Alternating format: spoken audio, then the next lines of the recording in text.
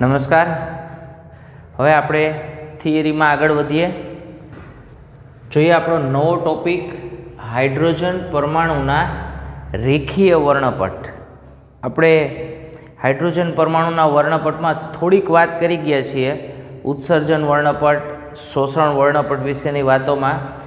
હવે આપણે આગળ આમાં જોવું છે, એક ટોપિક આપણે આગળ જોઈ ગયા, ઇલેક્ટ્રોનની કુલ ઉર્જાનું સૂત્ર આપણે મેળવી ગયા. જો તમને બરાબર યાદ હોય તો ઇલેક્ટ્રોનની કુલ ઉર્જાનું સૂત્ર E આપણને આવું મળ્યું હતું, -Z²m(e⁴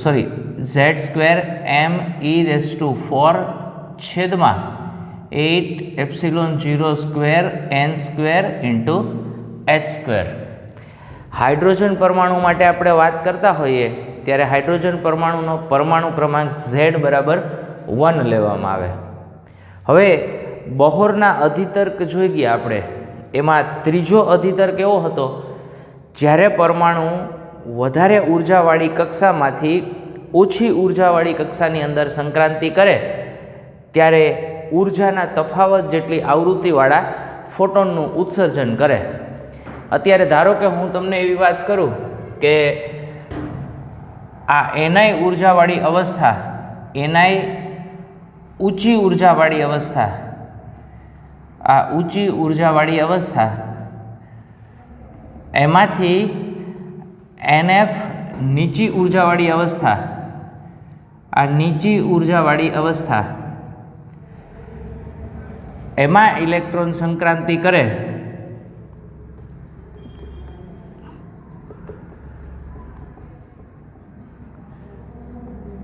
ત્યારે ઉર્જાના તફાવત જેટલી ઉર્જાવાળા ફોટોનનું ઉત્સર્જન કરે. હવે એનાય ઊંચી ઉર્જાવાળી અવસ્થા હોય ત્યારે મારે ઉર્જા જોતી હોય ને, તો હું અહીંયા ઉર્જાનું સૂત્ર લખું છું, ENI. હાઇડ્રોજન માટે Z બરાબર 1 લખી નાખું છું, એટલે -me⁴8ε02h² ઇન્ટુ બાજુમાં આમ લખું છું Ni². સેમ એવું આ ઊંચી ઉર્જાવાળી અવસ્થા છે Ni. હવે નીચી ઉર્જાવાળી અવસ્થા લઈએ આપણે NF. આ નીચી ઉર્જાવાળી અવસ્થામાં ઉર્જાનું સૂત્ર લખવું હોય ENF, તો અહીંયા આવું લખી શકાય, -me⁴8ε02h² ઇન્ટુ NF². હવે અત્યારે આપણે જે વાત કરી ગયા છીએ એ પ્રમાણે આ ENI ગ્રેટર દેન છે ENF. તો મારે ઉર્જાનો તફાવત કાઉન્ટ કરવો હોય તો ઉર્જાનો તફાવત હું આવી રીતે કરી શકીશ, ENI -ENF is equals two, અથવા તો ENI -ENF is equals two h⁴ એવું લખી શકું. અહીંયા હું લખું છું ENIની કિંમતો આપણે મૂકીએ, અથવા તો અહીંયા એક સ્ટેપ ખાલી એમને વધારી દઈએ છીએ, h⁴. હવે હું h⁴ બરાબર જ સીધું લખું છું, h⁴ ઇઝ ઇક્વલ્સ ટુ ENIની કિંમત લખું છું -me⁴8ε02h² ઇન્ટુ Ni². આ માઇનસ પાછું માઇનસ એટલે minus minus plus me⁴8ε02h² into NF². આને હું પહેલાં લખું છું અને જેટલું બહાર નીકળે એટલું બહાર કાઢી નાખીએ છીએ. આપણે અહીંયા જ લખીએ,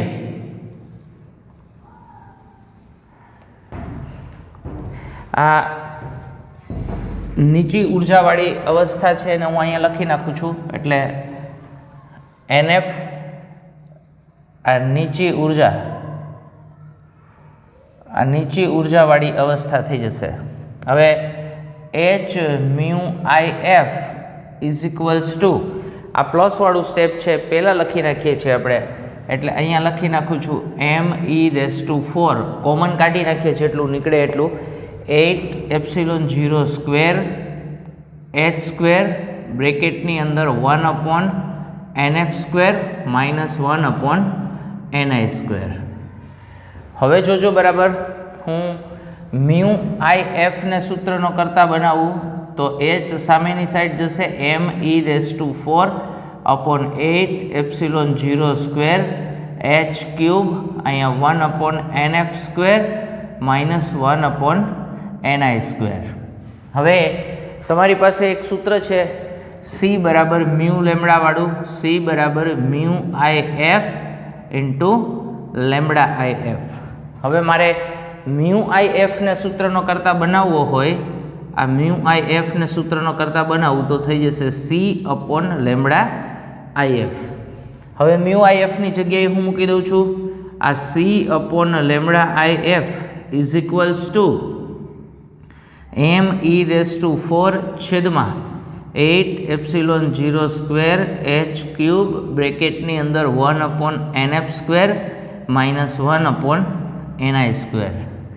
હવે 1/લેમડા આઈ એફને સૂત્રનો કરતા બનાવીએ તો c સામેની સાઈડ નીચે વહી જશે me⁴/8 h cube into c બ્રેકેટમાં 1/nf² -1/ni².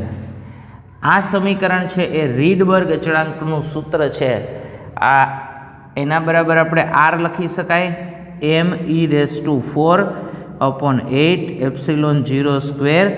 h cube c, અને આની વેલ્યુ અત્યારે આપણે મેળવીએ ને બધી કિંમતો મૂકીને તો સામાન્ય રીતે આટલી મળે છે 10⁷. આમ ઓરિજિનલી કેટલી છે તો કે 1.09 × 10⁷ જેટલી. હવે આ વેલ્યુ ટૂંકમાં આની નજીક છે એ મળી જાય છે. અંદાજિત કિંમત છે આ, અંદાજિત કિંમત આની મળી જાય. સોરી.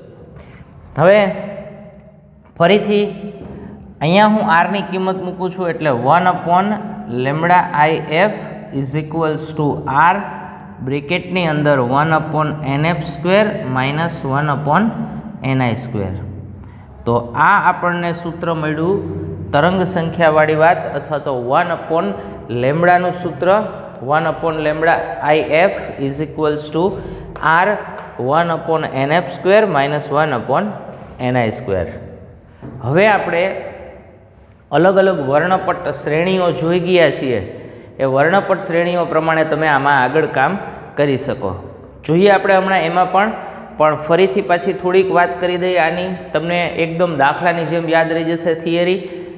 ફરીથી પહેલું બેઝિક ઉર્જાનું સૂત્ર -z² me⁴8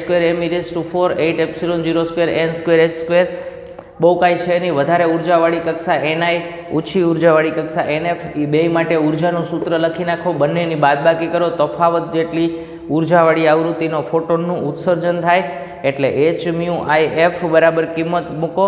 એ કિંમત મૂકી અને અહીંયા તમારે 1/લેમડા લઈ આવવાના છે એટલે મ્યુને એકલા બનાવી દીધા, h આ બાજુ આવી જશે. ફરીથી મ્યુની જગ્યાએ c બરાબર મ્યુ લેમડાનું સૂત્ર મૂકી દો એટલે મ્યુ બરાબર c/લેમડા કરીને સાદું રૂપ આપશો એટલે એને અનુરૂપ છેલ્લે c સામેની સાઈડ વહી જશે એટલે 1/લેમડા. આ વધેલું સ્ટેપ છે એ r બરાબર મળવાનું છે. એની કિંમત me⁴ h³ c બધાની કિંમત મૂકશો એટલે સાદું રૂપ આપવાનો પ્રયત્ન કરશો એટલે આટલું મળશે, જે અંદાજિત મૂલ્ય rનું આટલું છે એની નજીકનું કહી શકાય. અને આ 1/લેમડા બરાબર મૂકીએ તો r આ વર્ણપટ રેખાની શ્રેણીઓ માટે આપણે જે સૂત્ર મેળવેલું હતું એને અનુરૂપ સૂત્ર છે એ મળી જશે.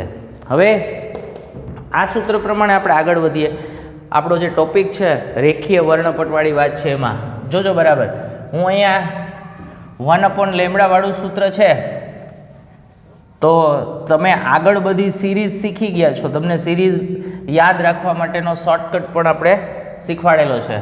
અહીંયા 1/લેમડા I F is equals to r 1/nf² -1/ni². હવે જો હું nf બરાબર 1 લઉં અને ni બરાબર 2, 3, 4 આવી કિંમતો લેતો જાઉં તો તમને ખબર છે પહેલું 1/લેમડા બરાબર r 1/1². 1 વાળી વાત આવે એટલે તમે સિરીઝનું નામ યાદ રાખશો.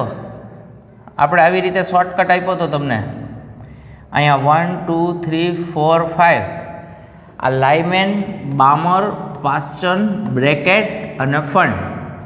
તો 1 વાળી વાત છે એટલે કઈ સિરીઝ થઈ? લાઇમેન શ્રેણી. એટલે અહીંયા NF બરાબર 1 લઉં એટલે લાઇમેન શ્રેણી. પછી NI બરાબર 2 લઉં તો લાઇમેન શ્રેણીની આલ્ફા રેખા, બીટા રેખા, ગેમા રેખા, અહીંયા 5 લઉં તો ડેલ્ટા રેખા મળે. એટલે NI બરાબર 2 લઉં તો લાઇમેન શ્રેણીની આલ્ફા રેખાની તરંગ લંબાઈ મળે. 3 લઉં તો લાઇમેન શ્રેણીની બીટા રેખાની, 4 લઉં તો લાઇમેન શ્રેણીની ગેમા રેખાની અને 5 લઉં તો લાઇમેન શ્રેણીની ડેલ્ટા રેખાની તરંગ લંબાઈ મળે. ફરીથી અહીંયા NF બરાબર હું 2 લઈ લઉં તો બામર શ્રેણી મળી જશે. NI બરાબર ફરીથી અહીંયા 2 છે તેના પછીના અંકથી શરૂ કરવાની. 3, 4, 5, 6 તો અહીંયા alpha, beta, delta, alpha, beta, gamma અને ડેલ્ટા. તો આ તમને અહીંયા લાઇમેન મળી ગઈ. આ લાઇમેન શ્રેણી, આ બામર શ્રેણી. NF બરાબર 3 લ્યો, NI બરાબર ફરીથી 4, 5, 6, 7 આ રીતે તમે આગળ વધી શકો. આ પાસ્ચન, પછી NF બરાબર 4, NF બરાબર 5 અને એને અનુરૂપ તમે NI લઈ શકો અને NIની આલ્ફા, બીટા, ગેમા અને ડેલ્ટા સિરીઝ છે તમને મળી જાય. હવે આકૃતિ અહીંયા તમને આપેલી છે. આકૃતિની અંદર બધી અવસ્થાઓ બતાવેલી છે. અહીંયા ધરા અવસ્થા છે. અહીંયા જોજો બરાબર, આ 2માંથી ઇલેક્ટ્રોન સંક્રાંતિ કરીને 1માં આવે છે, 3માંથી આવે, 4માંથી આવે, 5માંથી આવે. પણ અહીંયા મળતી સિરીઝ છે કઈ થઈ જશે? લાઇમેન શ્રેણી. અને લાઇમેન શ્રેણીની જુદી જુદી વર્ણપટ રેખાઓ મળશે, આલ્ફા, બીટા, ગેમા અને ડેલ્ટા. સેમ એના જેવું જેવું. હવે આ બામર શ્રેણીવાળી વાત છે. આ 3માંથી 2માં, ટૂંકમાં 2ની અંદર બધા આવે છે એટલે બામર શ્રેણી થવાની છે. 3માં આવશે પાસ્ચન, બ્રેકેટ, ફંડ એવી રીતની બધી સિરીઝો તમે લઈ શકો. અહીંયાની અવસ્થાવાળી વાત છે ધરા અવસ્થા. આ બધી વાત છે એ ઉત્તેજિત અવસ્થાઓવાળી વાત. હવે જ્યારે ઇલેક્ટ્રોન પરમાણુમાં આ ઊંચી ઉર્જાવાળી અવસ્થામાંથી નીચી ઉર્જાવાળી અવસ્થામાં સંક્રાંતિ કરે ત્યારે બંનેની ઉર્જાના તફાવત જેટલી ઉર્જાવાળા ફોટોનનું ઉત્સર્જન કરે અથવા તો એટલી ઉર્જાવાળો પ્રકાશ છે એ ઉત્સર્જિત થાય. હવે આ પ્રકાશ જુદી જુદી આવૃત્તિઓનો બનેલો અને એ આવૃત્તિઓને એની ચોક્કસ તરંગલંબાઈઓ પ્રમાણે વિભાગ પાડવામાં આવે એટલે એક આખો વર્ણપટ રચાય છે. અને અહીંયા ઉત્સર્જિત પ્રકાશને અનુરૂપ જે વર્ણપટ રચાણો એને ઉત્સર્જન વર્ણપટ એવું કહેવામાં આવે. આનાથી ઉલટી સંક્રાંતિ થાય એટલે નીચી ઉર્જાવાળી અવસ્થામાંથી ઊંચી ઉર્જાવાળી અવસ્થામાં જાય ત્યારે ચોક્કસ ઉર્જાનું શોષણ થાય અને એ શોષણ થતું હોય ત્યારે એને અનુરૂપ જે વર્ણપટ મળવાનો એ શોષણ વર્ણપટ તરફ લઈ જાય. સતત ઘનતાવાળા વાયુઓ અથવા તો સતત વિકિરણ છે એને ઓછી ઘનતાવાળા વાયુમાંથી પસાર કરવામાં આવે અને જે નિર્ગમન પામતો વિકિરણ છે એનું સ્પેક્ટ્રોમીટર વડે અવલોકન કરવામાં આવે તો એ વર્ણપટની અંદર ચોક્કસ પ્રકારે શોષાયેલી રેખાઓ જોવા મળે. એટલે એટલા ભાગમાં નાના નાના કાળા પટ્ટાઓ જોવા મળે અને એ પટ્ટાઓને અનુરૂપ જે વર્ણપટ અથવા તો રેખાઓ છે એને શોષણ રેખાઓ અને એને અનુરૂપ જે વર્ણપટ મળે એને શોષણ વર્ણપટ એવું કહેવામાં આવે. તો આ વાત થઈ તમારી હાઇડ્રોજન પરમાણુના રેખીય વર્ણપટવાળી વાત. એની અંદર મુખ્ય વાત ઉત્સર્જન વર્ણપટ, શોષણ વર્ણપટ અને 1/λનું સમીકરણ જે તમારે મેળવવાનું છે એ આ 3 બાબતો ધ્યાનમાં રાખી અને તમારે થિયરી છે તૈયાર કરવાની થાય. હવે જોઈએ એના પછીનો દાખલો. જોઈએ દાખલો 12.6. રીડબર્ગના સૂત્રનો ઉપયોગ કરી હાઇડ્રોજન વર્ણપટની લાઇમેન શ્રેણીની પ્રથમ 4 વર્ણપટ રેખાઓની તરંગ લંબાઈઓની ગણતરી કરો. સાવ સરળ દાખલો છે. આપણે હમણાં આગળ જોઈ ગયા હતા એ પ્રમાણે આ ખાલી એક સ્ટેપ આપણે વધારી દઈએ છીએ. ENIનું સૂત્ર આપણી પાસે આવું હતું -ME⁴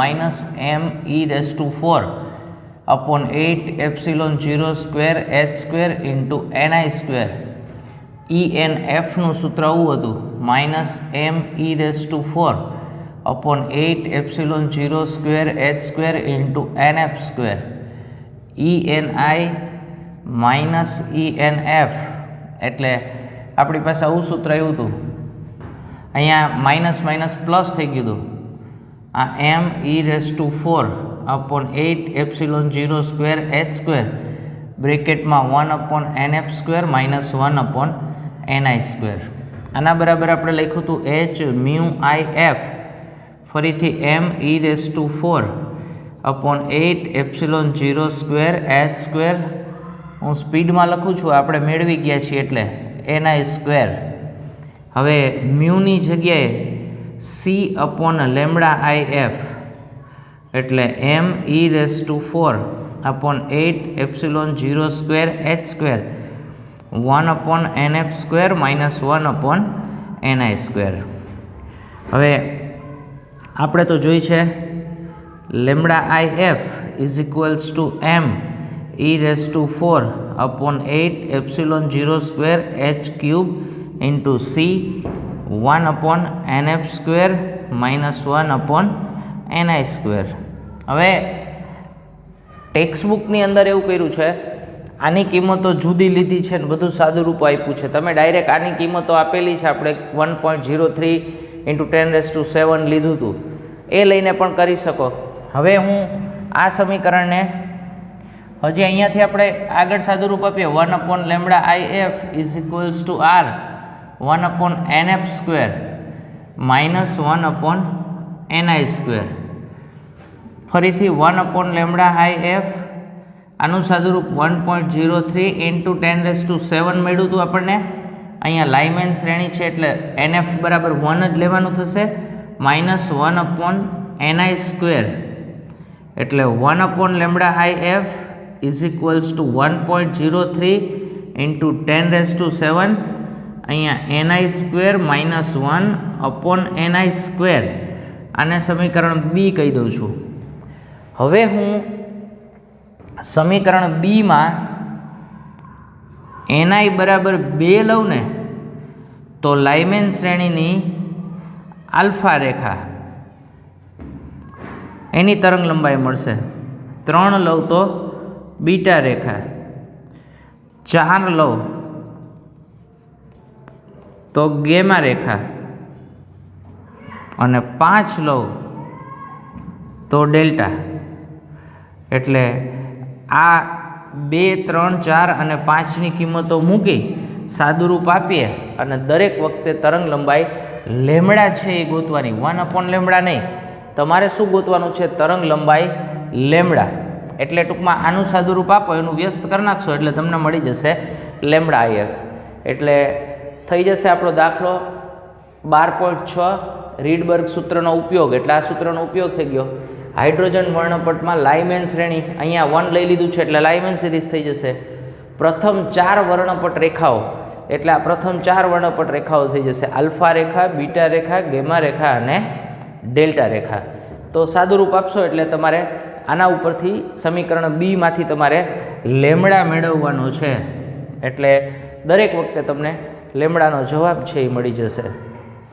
તો જોઈએ એના પછીની થિયરી આપણા નેક્સ્ટ લેક્ચરની અંદર.